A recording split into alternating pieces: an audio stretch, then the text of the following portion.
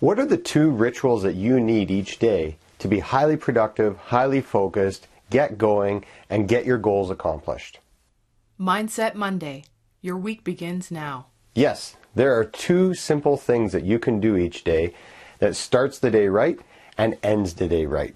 And it's your rituals. It's your morning and evening rituals, the AM, PM rituals that you have and that you follow. Now, here's the key thing. When you focus on the morning ritual, it powers your day up. It starts you off on the right foot. It gets you going. It gets you successful.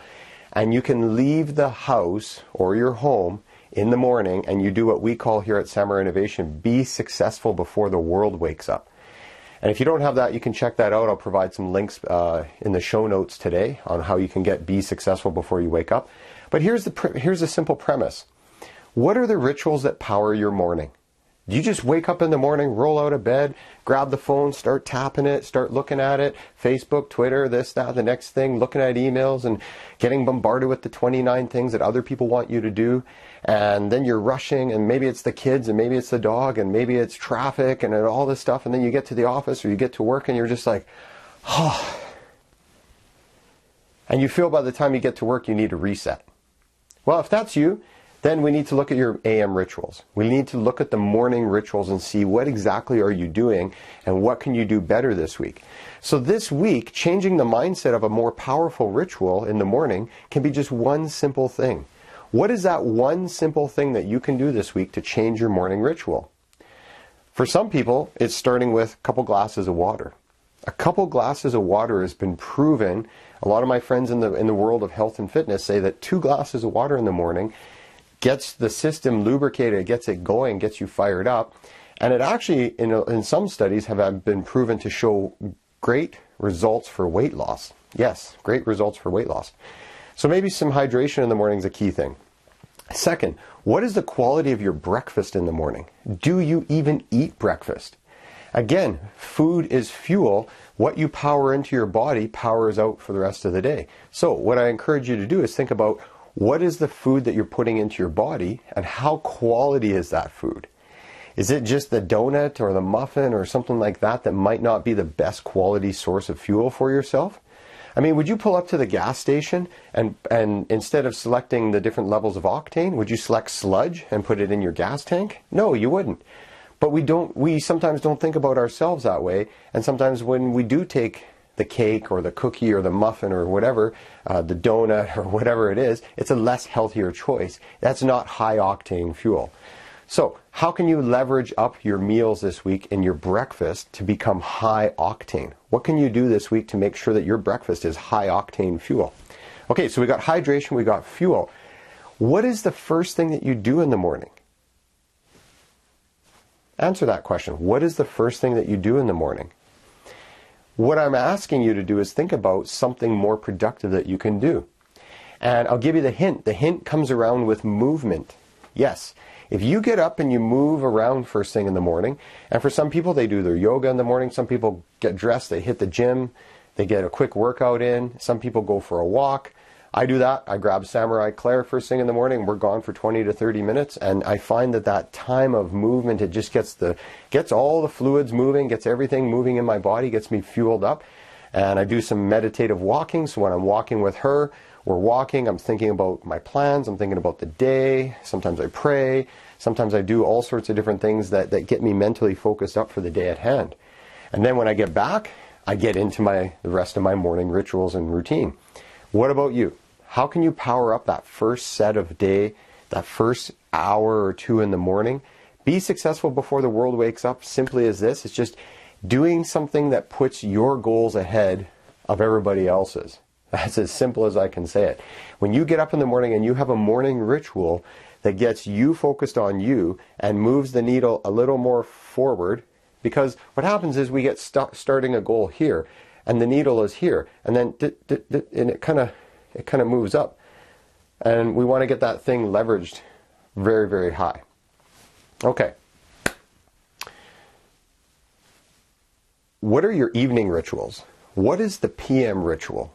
And to me, this starts right before you walk out of the office. It starts right before you close down your work day. wherever it is. I don't care if you work in an office, a factory, whether you work at home, wherever you are, whether you're working on the road because you work in your clients' offices, it doesn't matter.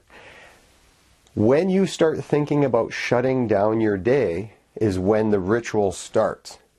Because what happens is this: if you don't have a ritual to close down the workday bleeds into your evening. And you get home and maybe you grab a quick dinner and you see the family for a little bit, or you do something, and then you think, oh yeah, that thing I have to finish, and you open the laptop and you tap away, and next thing you know it's 9, 10 o'clock at night, and oh, okay.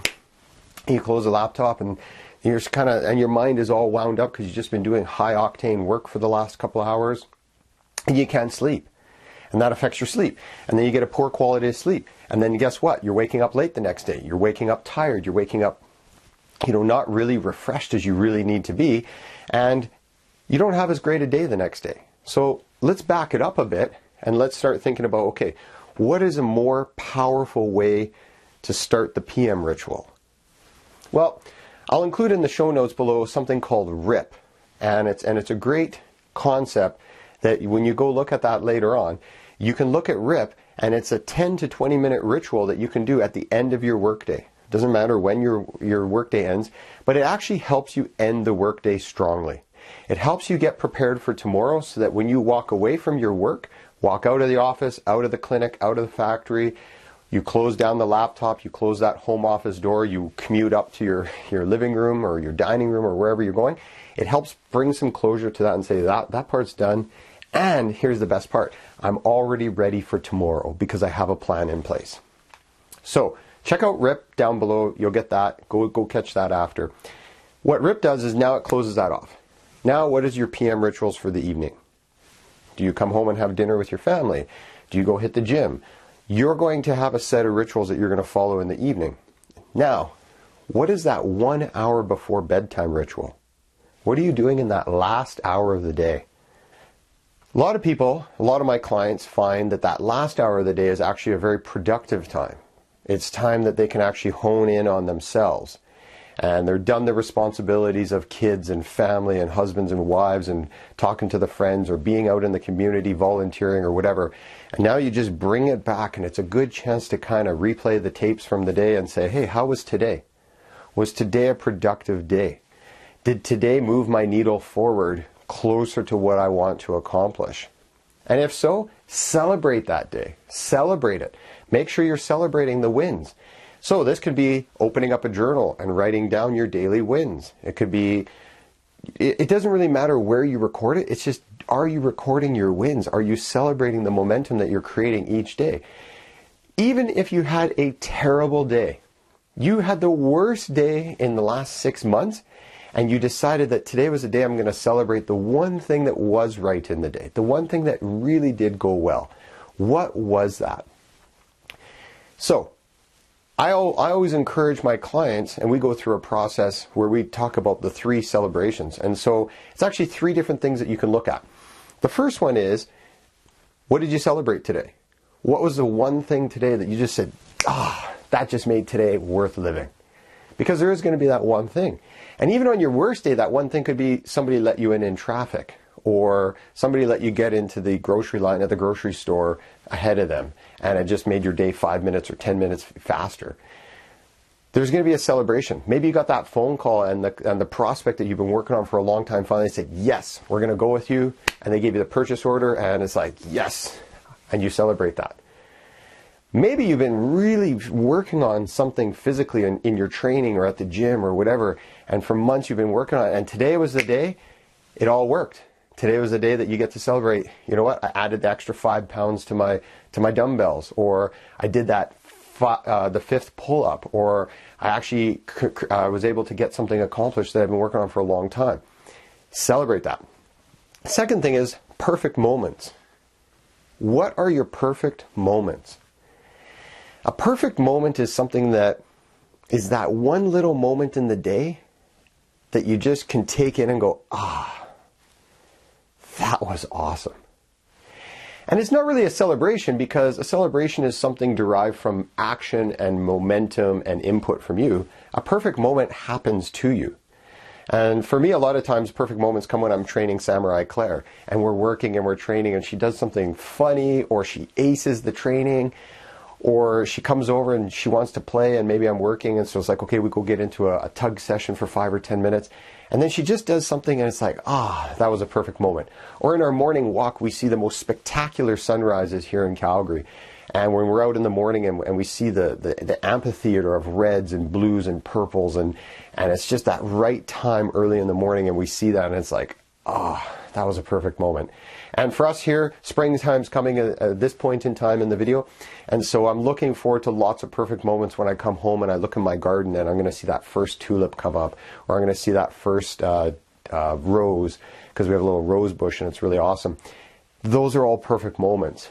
Another perfect moment for me is seeing a bumblebee pollinating a flower and I can just stand there and I can watch that creation and that nature happen symbiotically. Those are perfect moments.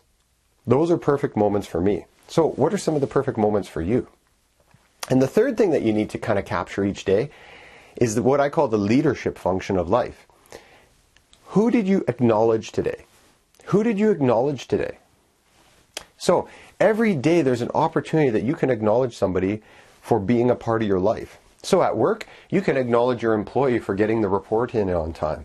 At work, you can acknowledge the colleague for how they helped you out in the last minute. Could have been just unjamming the photocopier. It could have been how they got something to you that really helped you. And you can acknowledge that. You can acknowledge your boss or your leader for supporting you on a project or helping you get something done, or just being there to be a resource for you at a time when it was really critical for you. That's the work context. Then you can move into the personal context, and you can acknowledge people at the grocery store. And I'll tell you a story. Many years ago, or last year, sorry, I was at the grocery store and there was the grocery clerk, and I'd seen her a few times and she'd served me over the last couple of years. And this lady was just cranking on her and just beating on her about this 86-cent coupon that expired and all this kind of stuff. And I just wanted to pull out $1 out of my pocket and say, here, just don't worry about it. And this grocery clerk treated that lady with dignity and respect, and she honored her and she politely found a way to make it happen for her and got her on her way. So when it was my turn in line, I said, hi, I know you've served me for the last few years, and I just wanted to say I always really appreciate the service that you give me, and I really hope that lady didn't ruin your day. And she said, you know what, I get a few of those every now and then, but she said, thanks for noticing. Guess what she did? She said, just because you're a really nice guy, she swiped this $10 coupon that she had behind the till and saved me $10 on the basket of groceries. Now, the $10 is not important. It's that I acknowledged her and that I showed her that, hey, I actually recognize the service that you give to me and that you give to all the other customers that come through. And I just wanted to acknowledge that. And so you could acknowledge people at home. You could acknowledge your family for something little they did. Somebody put the socks away. Somebody vacuumed the floor. Somebody cleaned up after themselves. Somebody helped take out the garbage when you didn't need to ask them to do that. I find that when you go through the leadership of personal leadership and corporate leadership and you're looking for each day somebody to acknowledge, you will find that person to acknowledge. And guess what? It becomes a game. It becomes a challenge for you to go out and find that person that you can acknowledge each day. So, I've given you a ton of stuff today. This has been a boatload of lessons for you. And if you're still with us, congratulations to you. Go out and evaluate this week your mindset regarding your AM and your PM rituals. And ask yourself, what is one thing that I can do to improve my mornings? And what is one thing that I can do to bring closure to my day and improve how I end the day? And I guarantee you that when you focus on these two things in the AM and the PM, you are going to make a monumental shift. You are going to have better days, better weeks, a better month, and ultimately, you are going to accomplish what's most important to you. Anyway, I'm Shane Fielder with Samurai Innovation, where we blend the secrets of the samurai with cutting-edge strategies that sharpen you and your business results. If you're watching us on YouTube, please click the channel subscribe, and that way you'll get these videos that I put out each week in a timely fashion, and it'll come in your little inbox and you'll be notified of it. And go into the show notes, head over to samuraiinnovation.com, where we've got more great episodes like this Mindset Monday that are fueled up, ready to go, and get you going. All right. Domo Arigato.